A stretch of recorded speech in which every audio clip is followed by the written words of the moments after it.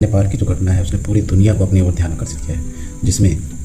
वहाँ पिछले 48 घंटे में पूरे एक सरकार को गिरा दिया जाता है। और ये काम वहाँ की एक ऐसे जनरेशन के द्वारा किया जाता है जिसको जनरेशन जेड या फिर जेन जेड बोलते हैं, जिसमें 1997 के बाद के जन्म वाले बच्चे या फिर यूथ शामिल रहते हैं। मीडिया रिपोर्ट के मुताबिक नेपाल में करप्शन अपनी चरम सीमा पर बढ़ गया था, जिसमें नेता और उनके जो बच्चे थे वो आलीशान लग्जरियस लाइफ जी रहे थे, पर वहाँ की जो आम जनता है जिनको एक सिंपल लाइफ जीने के लिए रोटी कपड़ा और मकान की आवश्यकता पड़ती है, केवल उतने के लिए ही वो दिन रात एक करते हैं, फिर भी उनकी जो बुनियादी आवश्यकता है उनकी पूर्ति नहीं हो पा रही थी। इसी बात को लेकर सोशल मीडिया में एक मूवमेंट चला जिसमें नेताओं की लग्जरियस लाइफ के बारे में बताया गया, उनके बच्चे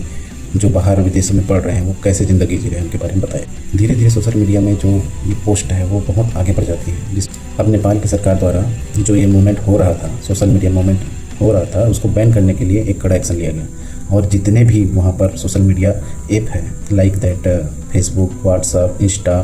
और फिर ट्विटर, इन सभी को वहाँ बैन लगा दिया गया। सोशल मीडिया का उपयोग केवल किसी प्रचार के लिए ही नहीं होता, बहुत सारे लोग बहुत सारे रोज़मर्रा के काम में लगे रहते हैं जिसमें सोशल मीडिया का उपयोग होता है। सोशल मीडिया अकाउंट बंद होने से सबसे बड़ा प्रभाव जो पड़ा वो था जनरेशन जेड को। अब वो इस बात को प्रोटेस्ट करने के लिए इकट्ठा हुए, पर सरकार वहाँ पर उनके प्रोटेस्ट को रोकने के लिए सिंपल जो एक तरीका रहता है कि आंसू गैस छोड़ा जाता है या फिर रबर के जो गोली रहते हैं उनको पहले दागा जाता है कि आपको वार्निंग दिया जाता है कि आप यहाँ पर प्रोटेस्ट नहीं कर सकते, आप वापस चले जाइए।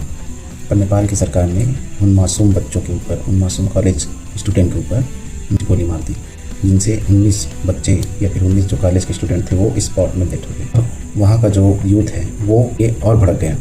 तो उन्होंने संसद भवन, फिर नेताओं के जो बड़े बड़े उनके जो घर है उनको, और जेल,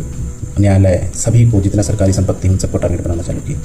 अलग अलग सरकारी संपत्ति में आग लगा दिया गया, एक बड़ा से होटल में आग लगा दिया गया क्योंकि उनको ऐसा पता चला था कि उस होटल में जो शेयर मार्केट की हिस्सेदारी है उसमें एक नेता के बच्चे का भी है। नेता जिनको करप्शन की सूची में आगे लाया गया था वो देश छोड़ के भाग गए।